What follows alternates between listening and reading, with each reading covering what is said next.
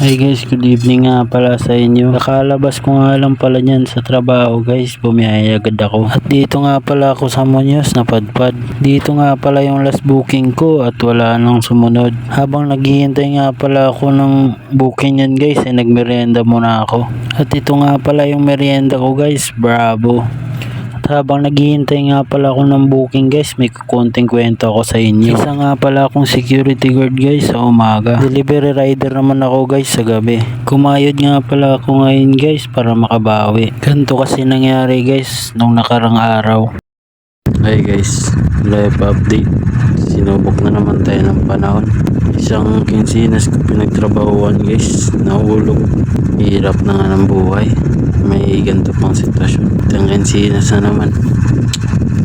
Oo nga guys, tama yung narinig nyo. Nahulog nga pala yung wallet ko guys at nandun yung sahod ko ng isang kinsinas. Dahil malaking pera din yun guys at di na tayo asa may balik yun. Imbis na sana isipin guys ay tanggapin na lang at patuloy lang sa buhay. Konting payo nga pala guys, nahihirapan na dyan sa buhay. Patuloy lang tayo sa hamon ng buhay hanggat makamit yung tagumpay. Bago ko nga pala tapusin yung video na to guys, maraming salamat sa mga nanonood. Konting hiling ko nga lang pala sa inyo guys, papalo naman ng aking page, pa-subscribe na rin ng aking YouTube channel. Maraming salamat po.